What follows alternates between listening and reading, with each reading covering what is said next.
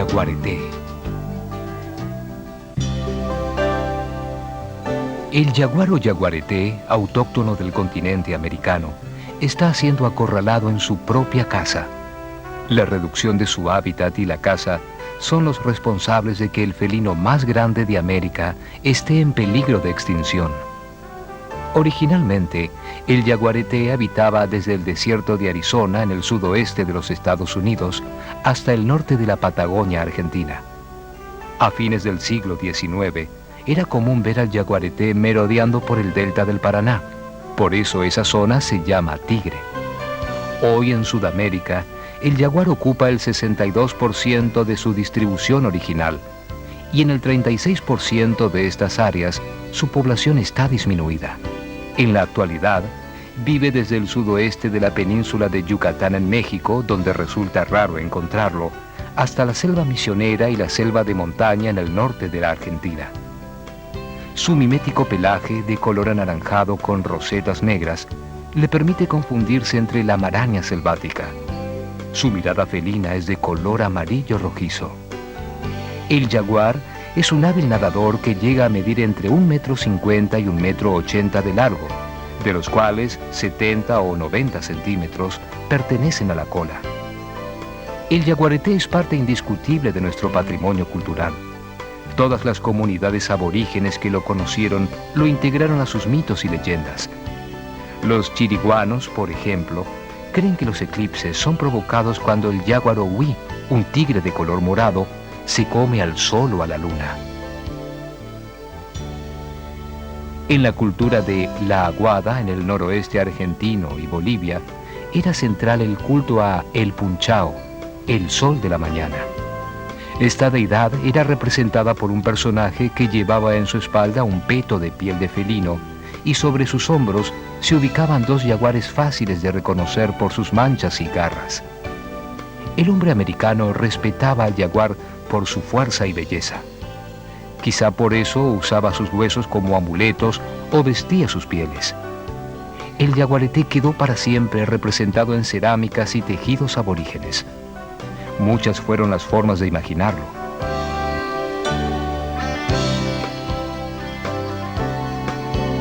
Hoy no inspira tanto respeto.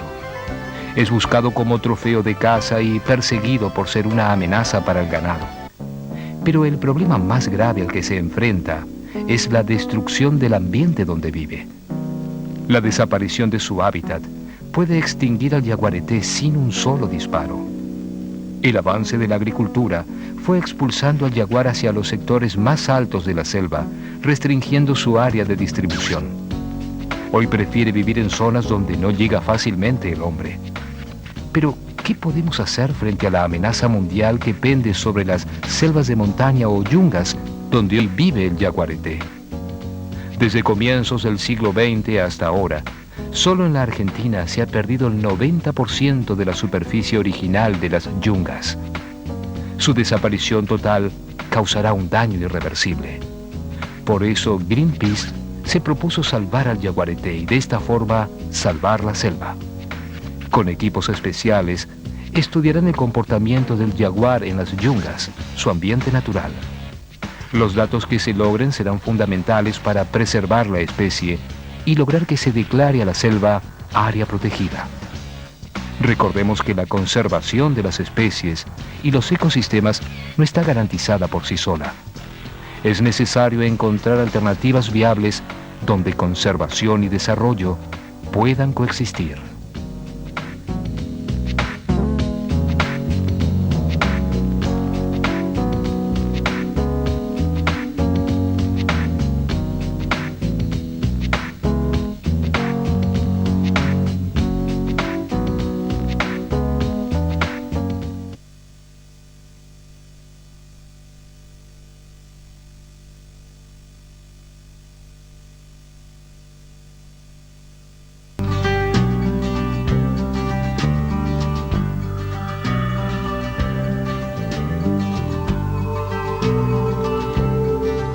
El ñandú.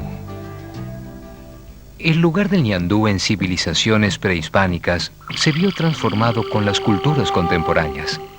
Hoy es una especie amenazada.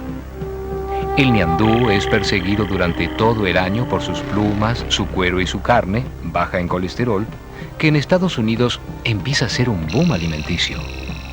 Pero esta especie no siempre corrió la misma suerte. Autóctono del continente sudamericano, el ñandú petizo o choique y el ñandú común integran la familia Rea americana, que se distribuye en gran parte de Sudamérica. Los encontramos en Argentina, Brasil, Bolivia, Chile, Paraguay y Uruguay. El ñandú, como el avestruz, son aves no voladoras. En culturas aborígenes, el ñandú formó parte de las mitologías y creencias populares. Una leyenda mapuche cuenta que cuando el Elal, héroe civilizador, emigró a la Patagonia en busca de paz, convocó a todos los animales para que lo acompañen a su nueva tierra. Pero el ñandú llegó tarde porque un gigante lo estaba observando. Para disimular, en vez de volar, fue caminando. Desde entonces no puede volar, pero sí correr velozmente. El choique puebla la Patagonia argentina, el sur de Mendoza y el sur de Chile. El ñandú común, en cambio, se encuentra desde el Río Negro hasta el sur de Brasil. Otra subespecie llamada suri habita el altiplano de Bolivia, Chile, Perú y Argentina. El simpático ñandú, que hoy en día es relegado a plumero en desuso, fue para las culturas aborígenes de Sudamérica un animal central en sus vidas. Símbolo de lo mágico y lo cotidiano, era alimento para la comunidad e integrante de sus mitologías. Como alimento consumían su carne y extraían la grasa. El huevo, 12 veces más grande que el de una gallina, era abierto en un extremo y cocinado al calor del fuego. Los tendones de las patas eran utilizados para coser los toldos de las viviendas o hacer las boleadoras. El cuero era usado para hacer mantas y la piel del cuello, que se retiraba en forma de tubo, servía como bolsa para almacenar sal, grasa o tabaco. Seguramente podamos aprender de las antiguas civilizaciones de Sudamérica y reconocer en el ñandú un recurso natural no explotado. Hoy el bajo precio internacional de la lana hace que algunas áreas como la Patagonia argentina atraviesen crisis económicas. Generar un sistema productivo racional en base a ñandúes puede ser una alternativa para resolver el problema y también una manera de revalorizar y preservar esta especie autóctona. Este sistema productivo puede ayudar a erradicar la caza furtiva de ñandúes, una especie que, aunque no esté en vía de extinción, se encuentra en retroceso.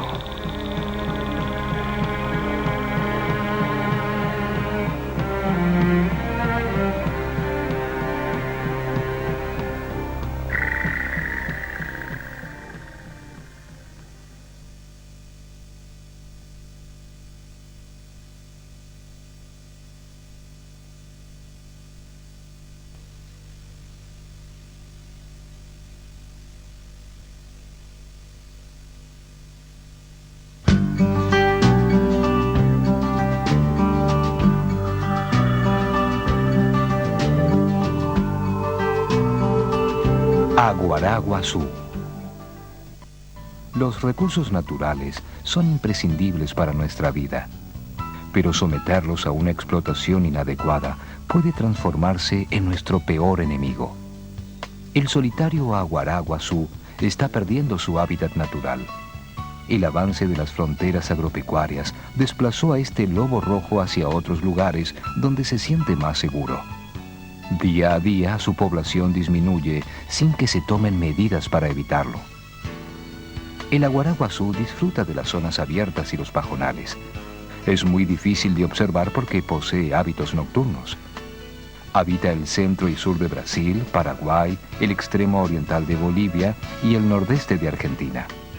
Se encontraron poblaciones más al sur, pero actualmente están extinguidas. Autóctono de Sudamérica, el aguaraguazú poco tiene que ver con los verdaderos lobos, a los que solo se les asemeja por su característico aullido nocturno y su gran tamaño.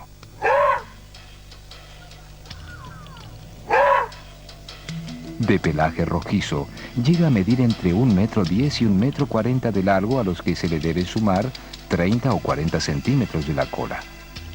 Su altura alcanza entre 75 y 85 centímetros y su peso es de unos 25 kilos. Estas características le valieron el apodo de el zorro que camina sobre zancos. El aguaraguazú es asociado con la conocida leyenda del lobizón de origen europeo. Según esta leyenda, en noches de luna llena, el séptimo hijo varón se convierte en lobo. Los inmigrantes que trajeron esta historia vieron en el aguaraguazú el lobo que aquí no había. El área de dispersión de este inofensivo y misterioso lobo rojo se redujo poco a poco. En Argentina y Brasil se encuentra en peligro de extinción. De no tomarse medidas más estrictas, desaparecerá como el lobo de las Malvinas. Con la pérdida del aguaraguazú, el paisaje nocturno no será el mismo.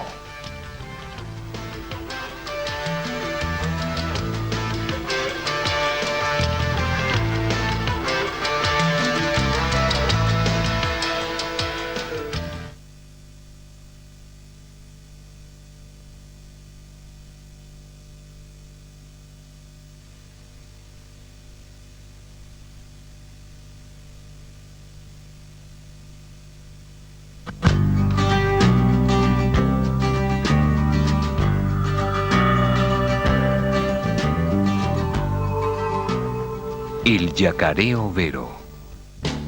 El yacaré overo o ñato fue perseguido durante décadas por su valioso cuero.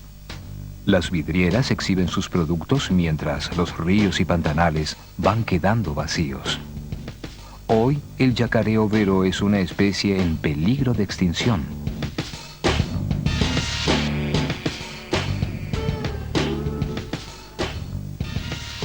El yacaré ñato es el más austral. Habita el sudeste de Brasil, este de Paraguay y norte y oeste de Uruguay y Argentina. De joven, el color de su cuero es verde claro con pintas negras. De adulto es verde oliva salpicado de manchas negras y amarillas en el lomo. Su hocico corto y ancho es de borde redondeado. El yacaré ñato se desplaza con mucha facilidad en el agua con la ayuda de su larga cola y sus patas traseras. Este yacaré llega a medir 2,30 metros de largo y a pesar 55 kilos. Al nacer las crías miden solo 23 centímetros. Su ambiente natural son los ríos, arroyos, lagunas y pantanos donde encuentra poca vegetación. Gracias a sus grandes pulmones y su segundo párpado, puede sumergirse tranquilamente. También cierra herméticamente sus fosas nasales. Los imperturbables yacarés pasan la mayor parte del día asoleándose. Esta pasiva actividad los ayuda a regular su temperatura corporal. Sus platos favoritos son los caracoles, cangrejos, insectos, culebras, peces y hasta tortugas. El yacaré overo logró recuperarse en la Argentina gracias a las restricciones que se impusieron para su comercialización. El yacaré cumple un rol sanitario al comer los caracoles de río que hospedan ciertos parásitos dañinos para el ganado y para el hombre.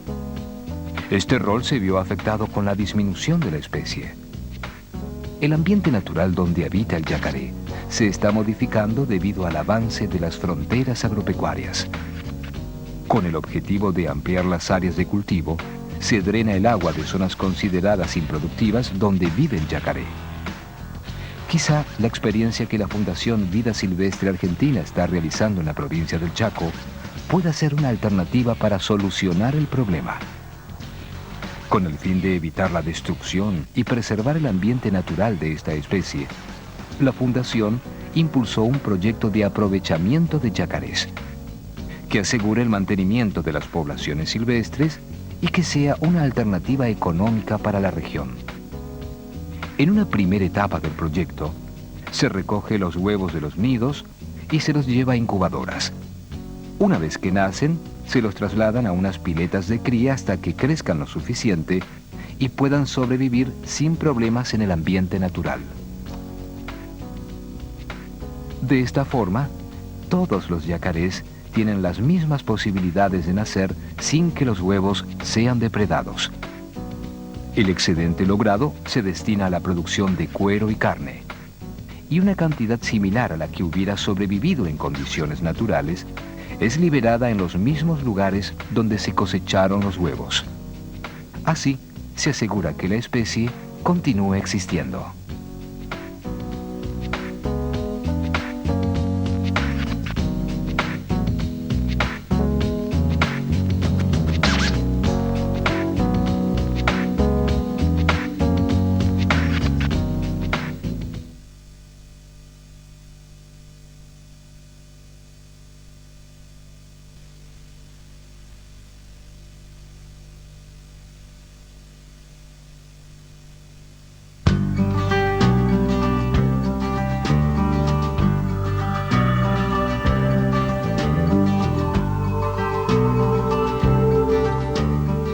El coatí.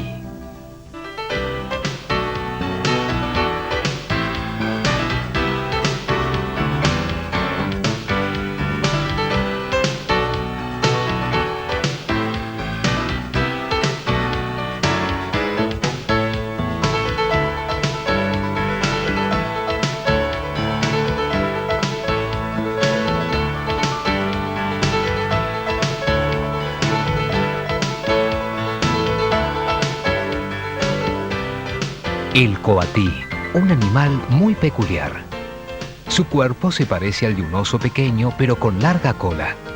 Su hocico alargado y puntiagudo nos recuerda a un perro, pero sus patas son más cortas. La destreza con que trepa y se desplaza lo asemeja a los monos. Por eso los guaraníes lo conocen como sachamono, casi mono.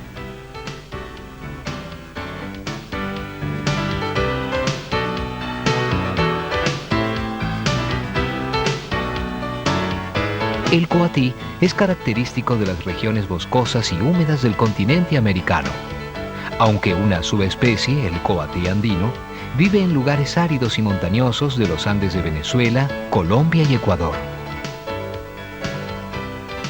Autóctono del continente americano, habita desde el norte de Arizona en los Estados Unidos a través de México, América Central, hasta el norte de Argentina. No solo el desmonte amenaza la supervivencia de los coatíes, también se lo caza por su piel y su carne o se lo captura como mascota.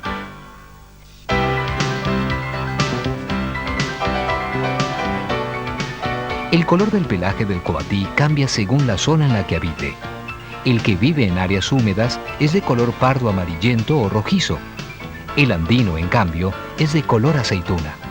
Pero todos tienen bandas negras y amarillas a lo largo de la cola, las patas oscuras y en la cara algunas manchas claras. Su longitud es de 1 metro, la mitad de la cual corresponde a la cola y otros tantos centímetros al hocico. Las patas del coatí, armadas con fuertes uñas, le permiten trepar a los árboles. Con su hocico toca e investiga todo lo que encuentra a su alcance. Husmea entre las hojas y la corteza de los árboles viejos, detectando todo tipo de comida, como frutos, insectos, larvas o pequeños vertebrados. Por la noche duerme en las partes altas de los árboles grandes y espesos. El coatí es un animal fácilmente domesticable. Entre los guaraníes, esta práctica era tan común que en su lengua existen 2 términos diferentes para nombrarlo. Al animal salvaje lo llaman coachi y al domesticado chií. Para el pueblo toba, el coatí apareció sobre la tierra antes que el zorro, y por eso tiene más poder que él. Los chamanes lo utilizaron en sus diagnósticos. A través de su hocico olían el mal, averiguando de qué enfermedad se trataba. El relato guaraní de la creación dicen que Ñandurrú se encontró con un cedro cargado de cápsulas. Coatí, transfórmate, dijo, y las cápsulas se convirtieron en coatíes que se fueron corriendo. Es por eso que hasta ahora los coatíes suben a los árboles y se arrojan al suelo.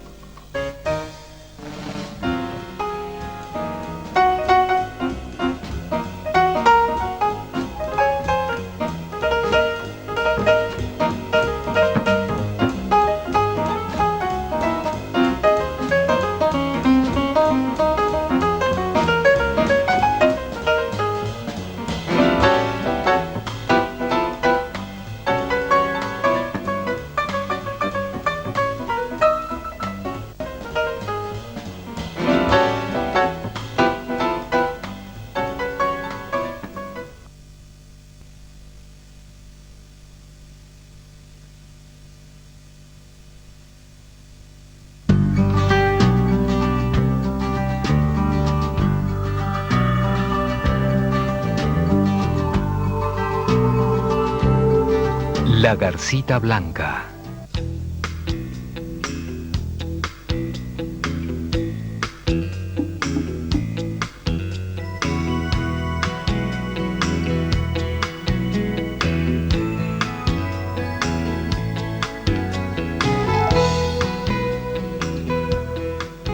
La esbelta y elegante garcita blanca vive en ambientes acuáticos. Esta, junto a la garza blanca de mayor tamaño, fueron muy codiciadas a principios del siglo pasado. Sus hermosas plumas ornamentales, que nacen en la zona dorsal, eran utilizadas para adornar sombreros. Esta moda estuvo a punto de acabar con la especie. En la provincia de Buenos Aires, por ejemplo, las garzas fueron prácticamente extinguidas entre 1890 y 1900. En la actualidad, las poblaciones se han recuperado.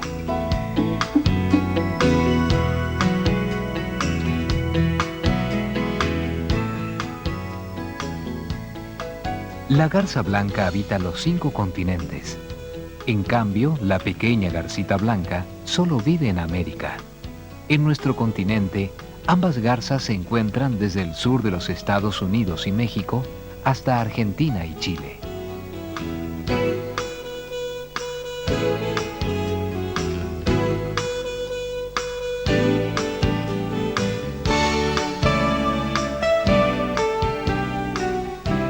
Las largas patas de la garcita blanca le impiden correr. Por eso, cuando siente algún peligro, vuela rápidamente. Por lo general, repliega su largo cuello en forma de S. Su pico es amarillo y sus patas negras. Mide unos 50 centímetros, mientras que la garza blanca mide 65 centímetros. Los ambientes que habitan ambas garzas, siempre relacionados con el agua, son esteros, lagunas, mares, ríos o zonas pantanosas. Se alimentan de peces que ingieren por la cabeza para no lastimarse con las escamas, de ranas e insectos acuáticos. Estas aves pueden estar solas, aunque en general prefieren hacerlo en grupos. En el Parque Nacional Iguazú se las puede observar sobre la costa del río y por la tarde regresar en grupo hacia sus dormideros donde pasan la noche. La garza blanca siempre llamó la atención del hombre por su elegancia y su plumaje. Diversos pueblos aborígenes elaboraron mitos acerca de ellas. Los matacos, por ejemplo, creen que su blancura se debe a que en tiempos remotos la garza habría sostenido una pelea con otra ave. Al ser derribada, cayó sobre un polvo blanquecino que ocultó su color original. En el nordeste argentino, los aborígenes utilizaban sus plumas para adornos ceremoniales. No comerciaban con ellas porque estaban defendidas por controles religiosos. Seres míticos castigaban el abuso de la caza o los daños producidos a la naturaleza.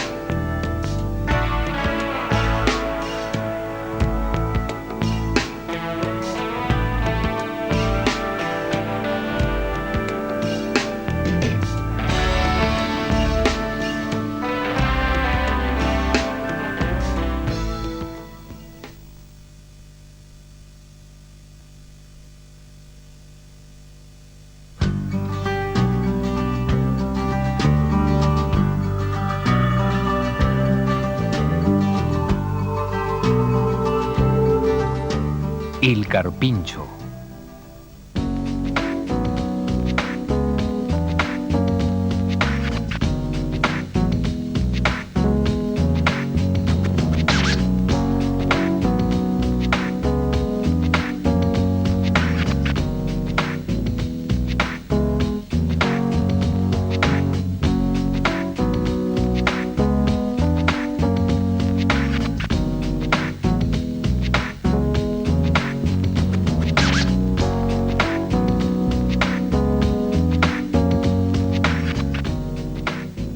Aquí habita el apacible y sedentario carpincho, el roedor más grande.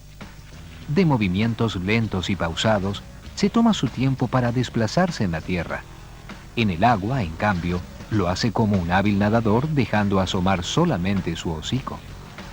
Los guaraníes lo llaman caapibá, que significa una cabeza y un lomo en el agua. Trata de no alejarse mucho de las costas porque de ellas depende su alimento y refugio. El carpincho es completamente herbívoro.